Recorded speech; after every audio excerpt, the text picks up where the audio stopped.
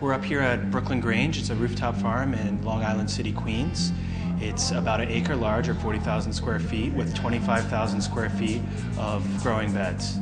Urban farms do a lot more than just grow food. They bring communities together, they help improve our environment, they provide jobs for the city, they provide open green space, and right now one of the ways that Eric and I hope to support urban farms is through research that talk about how good farms are, so help to actually quantify some of the environmental benefits that urban farms are providing to cities. Currently, New York City offers a green roof tax credit, which is $4.50 per square feet.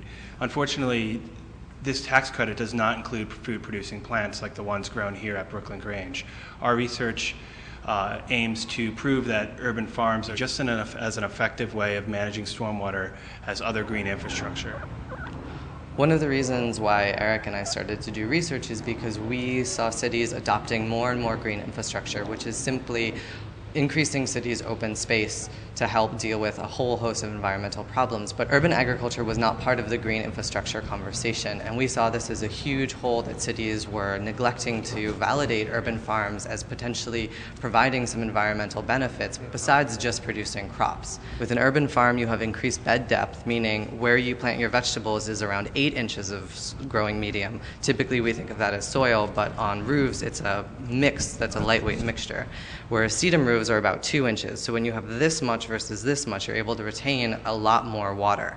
And also food crops require a lot more water in order to grow. So we're hoping to prove and quantify how much rain or stormwater these urban farms are able to manage.